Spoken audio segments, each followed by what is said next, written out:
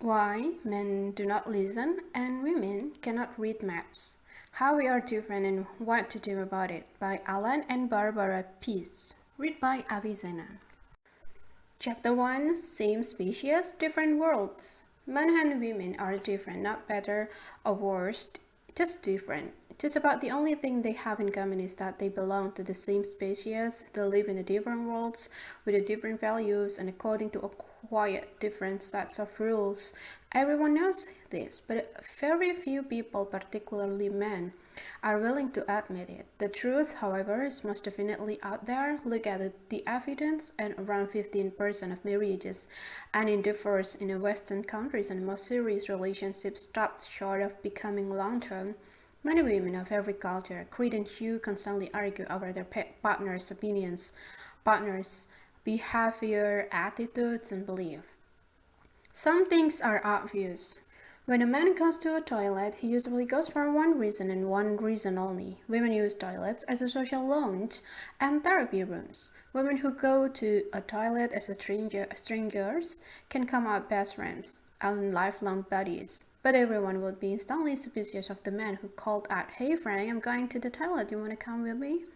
Men top me need TV remote controls and flick through the channels. Women don't mind watching the commercials, and under pressure men drink alcohol, and in fact other countries women eat chocolate and go shopping. Women criticize men of being insensitive, uncaring, not listening, not being warm and compassionate, not talking, not giving enough love, not being committed to relationship, wanting to have sex rather than make love, turning the temperature down and leaving the toilet seat up. Men criticize women about their driving, for not being able to read the street directories, for turning maps upside down, for their lack of sense of direction, for talking too much without getting to the point, for not initiating sex often enough and turning the temperature up, and for leaving the toilet seat down. Men can never find a pair of socks, but their cities are in alphabetical order.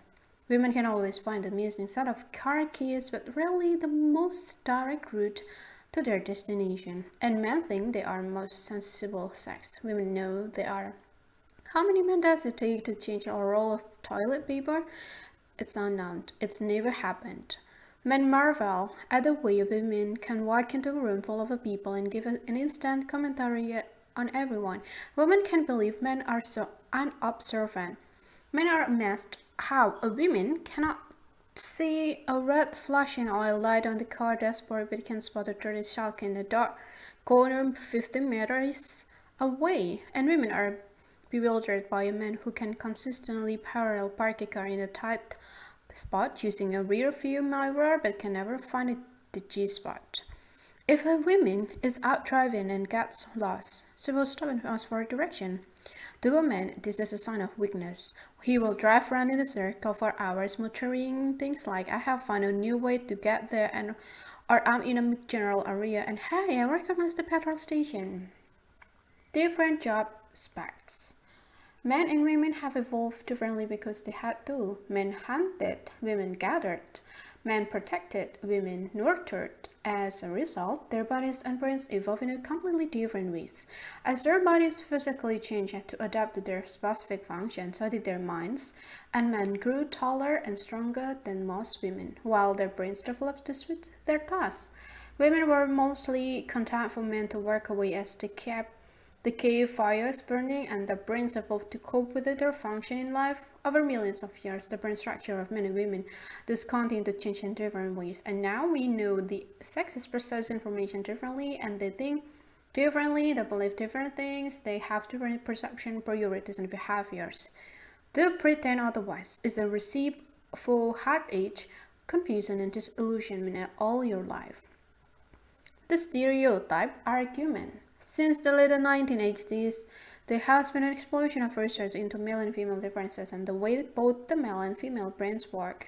For the first time ever, advanced computer brain scanning equipment has allowed us to see the brain operating live, and with that peek into the vast landscape of the human mind provided us with many of the answers to the question about the male and female differences. The research discussed in this book has been collected from studies in scientific, medical, psychological and sociological studies, and it all points clearly to one thing. All things are not equal. Yeah.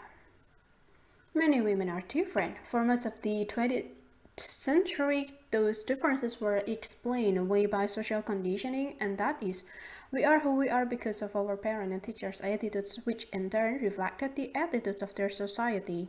Baby girls were dressed in pink and given dolls to play with. Baby boys were dressed in blue and given toy soldiers and football jerseys, and young girls were cuddled and touched, while boys were thumped on the back and told not to cry. Until recently, it was believed that when a baby was born, its mind was a clean slate on which its teachers could write its choices and preferences.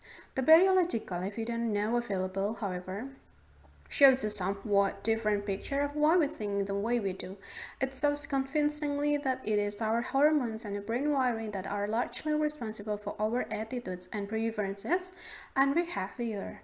This means that if boys and girls grew up on a deserted island with no organized society or parent to guide them, girls would still cuddle, touch, and make friends and play with dolls, while boys would compete mentally and physically with each other and form group with a clear hierarchy. The wiring of our brain in the womb and effect of hormones will determine how we think and behave. As you will see, the way our brain are wired and the hormones pulsing through our bodies are the two factors that largely dictate, long before we are born, how we will think and behave. Our instincts are simply our genes determining how our bodies will behave in a given set of circumstances. Is it all a male conspiracy? Since the 1960s, a number of pressure groups have tried to persuade us to back our biological legacy. They claim that government, religions, and education systems have added up to nothing more than a plot by men to suppress women, colluding to keep good women down. Keeping women pregnant was a way of controlling them even more, and certainly, historically, that's how it appears. But the questions need to be asked. If women and men are identical, as this group claims, how could men ever have achieved such a total dominance over the world? The study of how the brain works now gives us many answers. We are not identical. Many women should be equal in terms of their opportunity to exercise their full potential, but they are definitely not identical in their innate abilities. Whether men and women are equal is a political or moral question, but whether they are identical is a scientific one.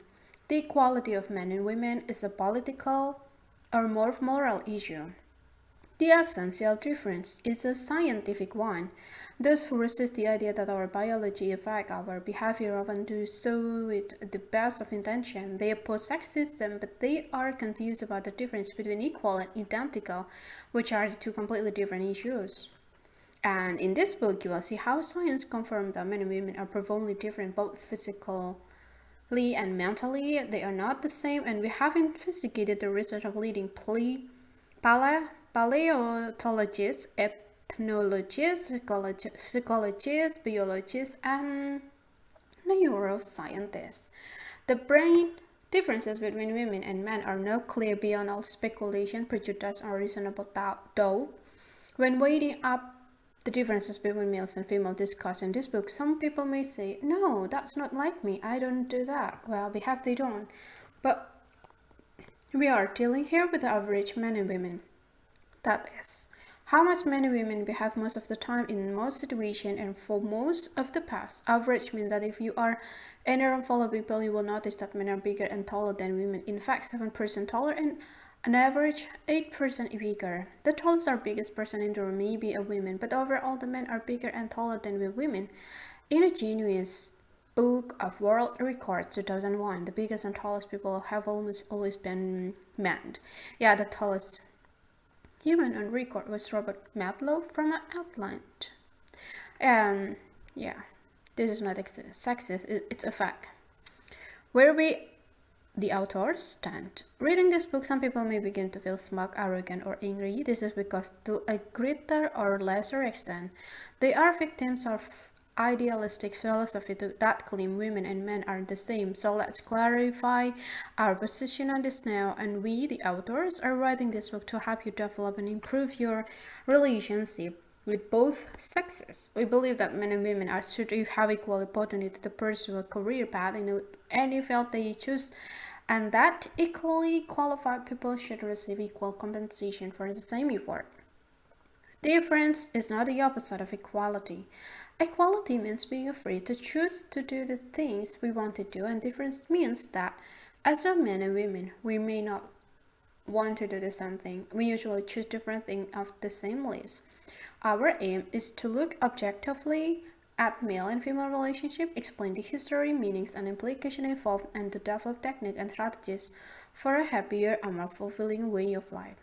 We won't beat about the bush with supposition, politically correct cliches, or scientific mumbo jumbo. If something looks like a dog, sounds like a dog, walks like a dog, and there is enough evidence to prove it's a dog, and then that's what we will call it. The evidence presented here shows that the sexes are intrinsically inclined to behave in different ways. We are not suggesting that either sex is bound to behave or should behave in any particular way. The nature versus nurture argument. Melissa gave birth to 2 twins, a girl and a boy. Jasmine, she wrapped in a pink blanket, Adam in a blue one. Relatives brought some fluffy toys as a gift for Jasmine, and a toy football and a tiny football jersey for Adam. Everyone caught and good to talk softly to Jasmine and telling her she was a pretty and gorgeous, but it was usually only the female relative who picked her up and cuddled her. When the male relative visited, they focused mostly on Adam, speaking noticeably louder, poking his belly, bouncing him up and down, proposing a future as a football player. And such a scenario will be familiar to everyone. It does, however, raise the question: is this adult behavior caused by our biology, or is it a learned behavior that is perpetuated from generation to generation? Is it nature or nurture? For most of the 20th century, psychologists and sociologists believed most of our behavior preferences were learned from our social conditioning and our environment. However, we know that nurturing is a learned phenomenon. Adoptive mothers, whether they are a human or monkey, and usually do a support job of nurturing their infant, and scientists, on the other hand, have argued that biology, chemistry, and hormones are largely responsible. Since 1990, there has been overwhelming evidence to support the scientific view that we are born with much of our brain software already in place. The fact that men were usually the hunters and women the nurturers even today dictates our behavior, beliefs, and priorities. A major study at Harvard University showed that we not only behave differently toward boy and girls' babies, we also use different words. To a baby girl, we softly say, you are so sweet, you are a little sweetheart, you are a beautiful little girl. To the baby boys, we raise up our voice and say, hey, big boy, why, you are so strong. Yeah, you know that. Yet, giving Barbie dolls to girls and Action Man to boys does not create their behavior, it simply exacerbates it. Similarly, the Harvard study found that adults' distinctive behavior toward baby girls and boys only accentuated the differences that already exist. When you put a dog on the pond, it starts to swim. Look beneath the surface and you will see the dog has webbed feet. If you analyze its brain, you will find that it evolved with a swimming module already in place. The pond is just where the dog happened to be at the time, and it's not causing its behavior. And research show that we are more a product of our biology than the victim of a social stereotype. We are different because our brain is wired differently, and this causes us to perceive the world in a different ways and have a different value and priorities. Not Your Human Guidebook. This book is like a guidebook to visit a foreign culture or country. It contains local slang and phrases, body language signals, and an insight into why the inhabitants are the way they are. Most tourists travel to foreign countries without having done much local research and become intimidated or critical because the locals won't speak English or cook burgers and chips, but to enjoy and benefit from the experience of another culture, you must first understand its history and evolution. Then you need to learn the basic phrases and to sample their lifestyle for first-hand experience and a deeper appreciation of that culture. That way you won't look, sound, and act like a tourist, the kind of person who would have benefited just as much from staying at home and merely thinking of other headlines. And this book will show you how you would enjoy and benefit from the knowledge of the opposite sex. But first, you must understand their history and evolution. This book deals in facts and reality. It's about real people, authentic research, and actual event and recorded conversation. And you don't need to worry about dendrites, corpus callosum, neuropeptides, magnetic resonance imaging, and serotonin in researching brain function. We did, but we are now keeping everything as simple as possible to make it easy to read. We deal largely with a relatively recent science called sociobiology and the study of how behavior is explained by our genes and our evolution. You will discover a powerful set of concepts, techniques, strategies that are scientifically substantiated and appear, for the most part, to be obvious or common sense. We have cast aside all techniques, practices, or opinions that are not grounded in and or proven by science, and we deal here with the modern naked ape, the ape who controls the world with mega computers and can land on Mars, and who can still be traced directly back to a fish. Millions of years were spent developing us as a species, yet today we are thrust into a technological, politically correct world that makes little or no allowance for our biology.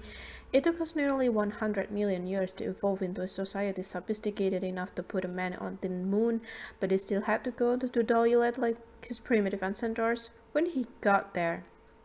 Humans may look a little different from the one culture to another, but underneath our biological needs and urges are the same.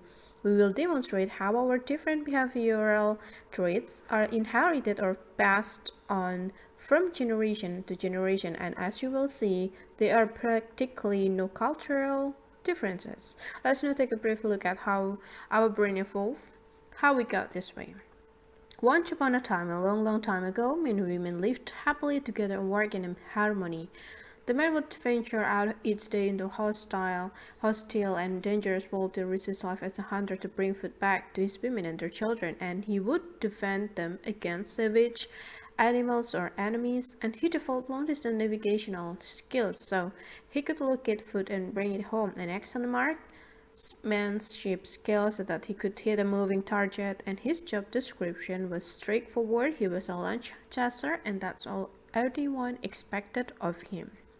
The women, however, felt valued because her man would put his life on the line to care his family. His success as a man was measured by his ability to make a kill and bring it home, and his self-worth was measured by her appreciation for his struggle and effort. But the family depended on him to carry out his job description as a lunch chaser and protector, and nothing else. There was never any need for him to analyze the relationship, and he was not expected to put out the garbage or help change the nappies. The woman's role was equally clear. Being appointed the child bearer directed the way she would evolve and how her skills would become specialized to meet the role.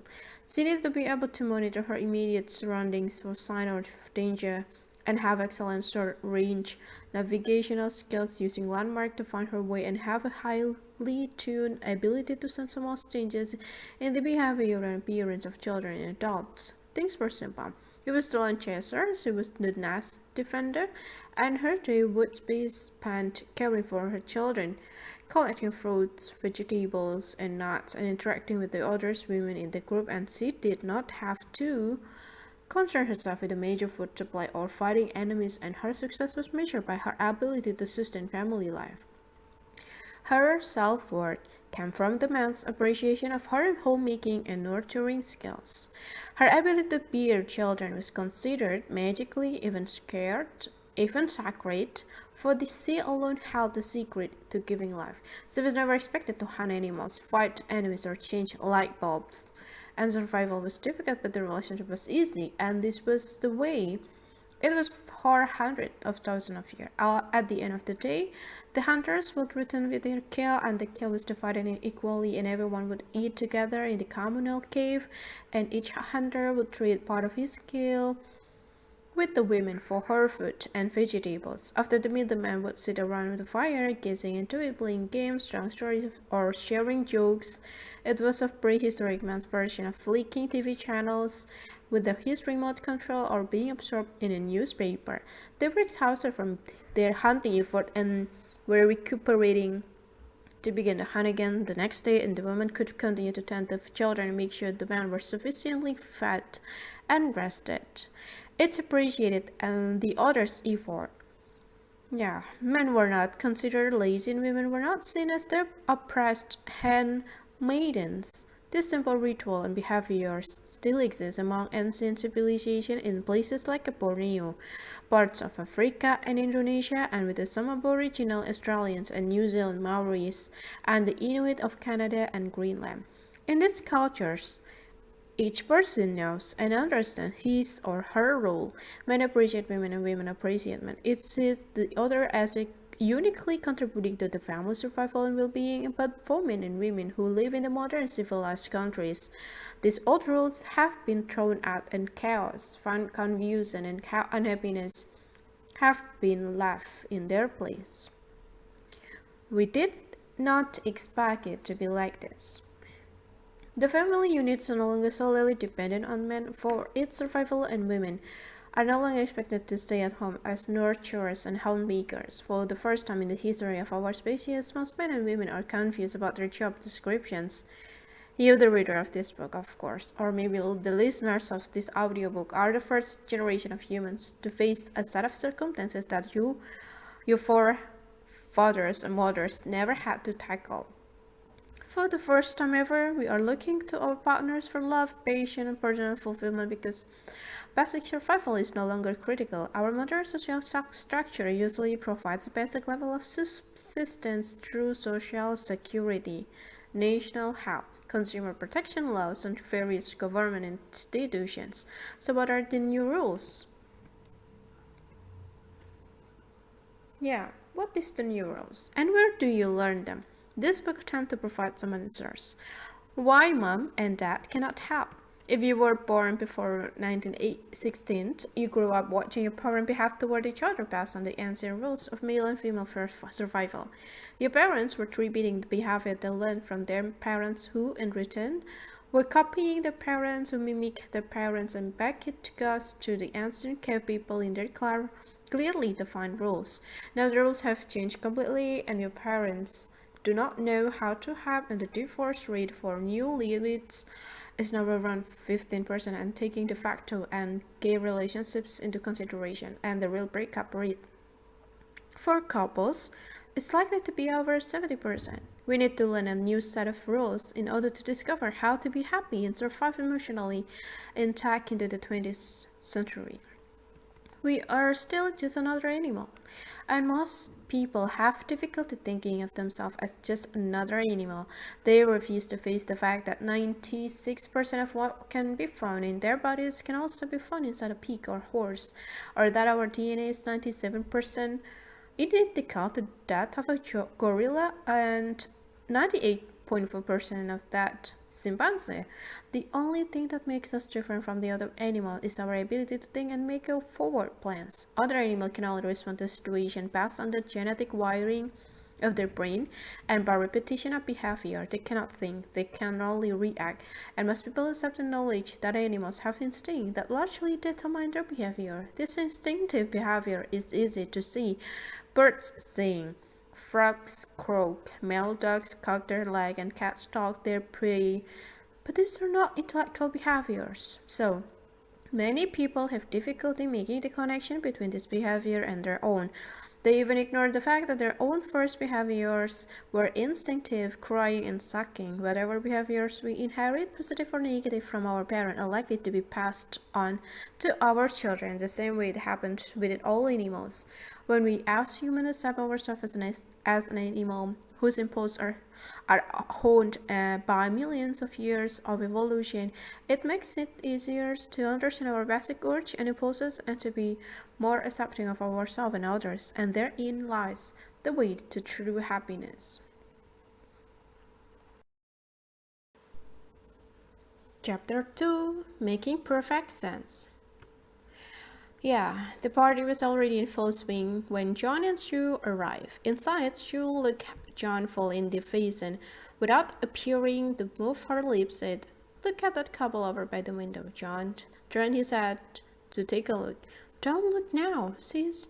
"You are so obvious." Sue couldn't understand why John had to turn his head so indiscreetly, and John couldn't believe that Sue could see the other people in the room without doing so. In this chapter, we will explore research into sensory perception differences between men and women and the implication they have on our relationship.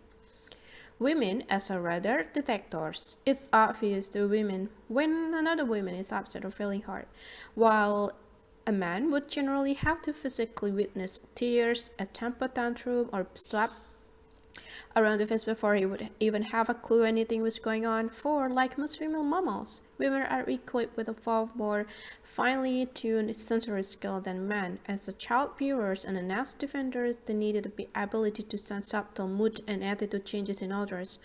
What is commonly called women's intuition is mostly a woman's acute ability to notice small detail and changes in the appearance or behavior of others. It's something that throughout history has bewildered men who play around and are invariably caught. One of our friends said he couldn't believe how wonderful his wife's eyesight was when he had something to hide, but how it seemed to desert her totally when it came to backing the car into the garage. Estimating the distance between the car defender and the garage wall while moving is, however, a special skill located in the right hemisphere in men and is not strong to most women. And we will discuss that later in chapter 5. My wife can see a blonde hair on my coat from 20 feet, but she hits the garage door when she sparks the car. Nest defenders, to safeguard the family's survival, needed to be able to pick up small changes in the behavior of their offspring that could signal pain, hunger, injury, aggression, or depression. Males, being lunch chasers, were never around the cave long enough to learn to read nonverbal signals or the way of interpersonal communication. Neurophysiologist Professor Robert Gower of the University of Pennsylvania used brain scan tests to show that when a man's brain is in a resting state, at least 70% of its electrical activity is shut down. Scans of women's brains show 90% activity during the same state, confirming that women are constantly receiving and analyzing information from their environment. A woman knows her children's friends, hopes, dreams, romance, secret fears, what they are thinking, how they are feeling, and usually what mischief they are plotting. Men are vocally aware of some short people also living in the house. The eyes have it. The eye is an extension of the brain that sits outside the skull. The retina at the back of the eyeball contains about 130 million rod-shaped cells called photoreceptors to deal with black and white, and 7 million cone-shaped cells to handle color. And the X chromosome provides these color cells. Women have two X chromosomes, which give them a greater variety of cones than men, and this difference is noticeable in how women describe colors in greater detail. A man will use basic color description like a red, blue, green, but women will talk of burnt, aqua, teal, mauve, and an apple green. Human eyes have noticeable whites, which other primates lack. This allows for the movement of the eye and the direction of the gaze, which are vital to human face-to-face communication. Women's eyes display more white than men's eyes because close-range personal communication is an integral part of the female bonding. And more white allows a greater range of eye signal to be sent and received in the direction that the eyes move. This type of eye communication is not critical to most other species of animal, and so they have little or no whites and rarely on body language as the main form of communication. Eyes in the back of her head. Well, not quite, but close. Women not only have a greater variety of cones in the retina, they also have wider peripheral vision than men. As the nest defender, a woman has brain software that allow her to receive an arc of at least 45 degree clear for vision to catch sight of her head and above and below her nose. Many women's peripheral vision is effective up to almost 180 degrees. A man's eyes are larger than a woman's, and his brain configures the varied type of long-distance tunnel vision, which means that he can see clearly and accurately directly in front of him and over a greater distance, almost like a pair of binoculars. Women have wider peripheral vision, men have tunnel vision. And as a hunter need a vision that would allow him to zero in on and pursue target in the distance, he evolved with almost blinker vision so that he would not be distracted from target, whereas a woman needed eyes to allow a wide arc of vision so that she could monitor any predators sneaking up on the nest. This is why modern men can find their way effortlessly to a distant pub but can never find things in fridges, cupboards, drawers. In the UK, you can increase your peripheral vision range with practice just as fighter pilots do. The arc of personal peripheral vision can also increase under life-threatening circumstances during a prison riot at Australia's Perth prison in 1999. Inmates held several prison officers hostage. They announced that unless their demands were met, the officer will be killed. Prison officer Lunch Bremen reported that until that time he had typically male tunnel vision. Having survived the incident, his peripheral vision had increased to almost 180 degrees. Because of the trauma of the event and the fear of being killed, his brain had expanded his vision range to monitor anyone trying to sneak up on him. Why women's eyes see so much? Billions of photons of light equal to 100 megabytes of computer data strike to the retina of the eye every second.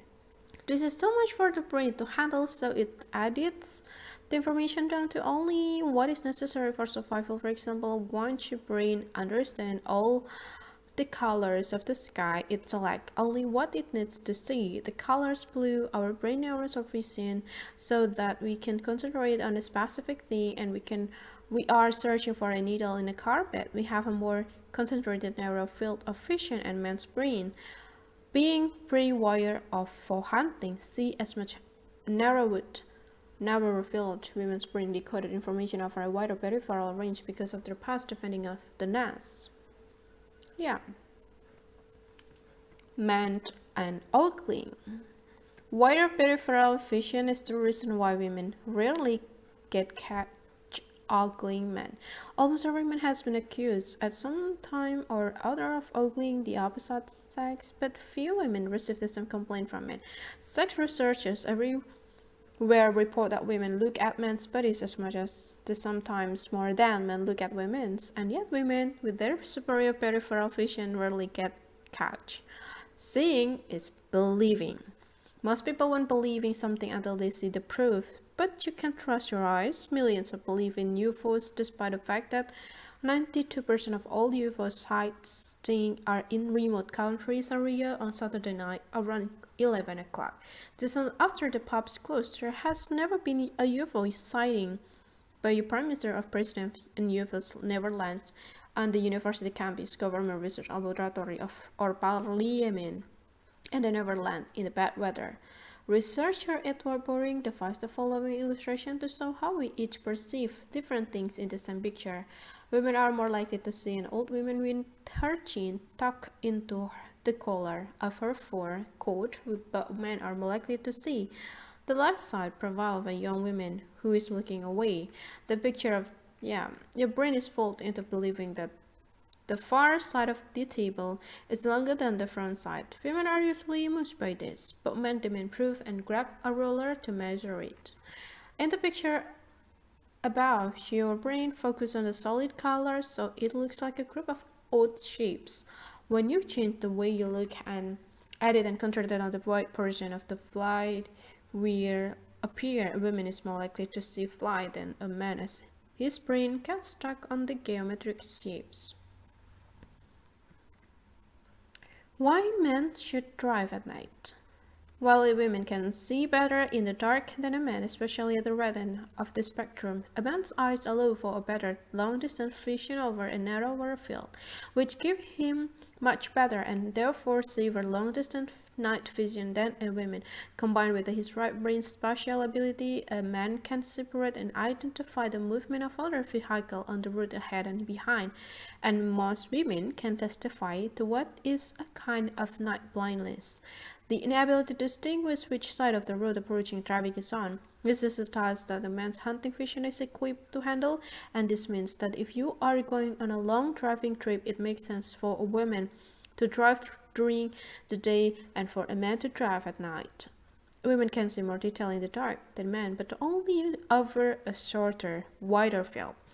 Yeah, and men suffer greater eye strain than women because their eyes are configured for long distances and must be constantly readjusted to look at the computer screen or read a newspaper. A woman's eyes are better suited for close range activities, giving her a longer working time on fine detail. In addition, her brain is wired for coordinated fine motor capability in a small area, which means the average woman is excellent at reading a needle and reading details on a computer screen.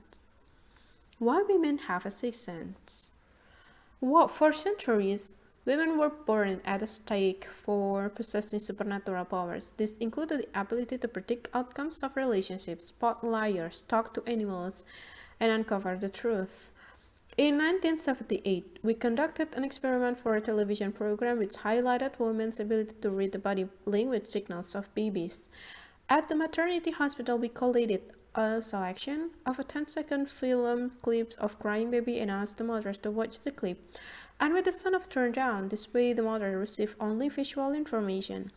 Most mothers could quickly detect a range of emotion ranging from hunger and pain to wind or tiredness.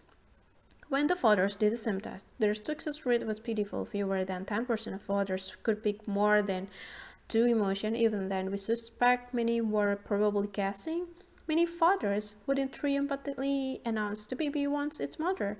Most men had little, if any, ability to code the differences in a baby cries.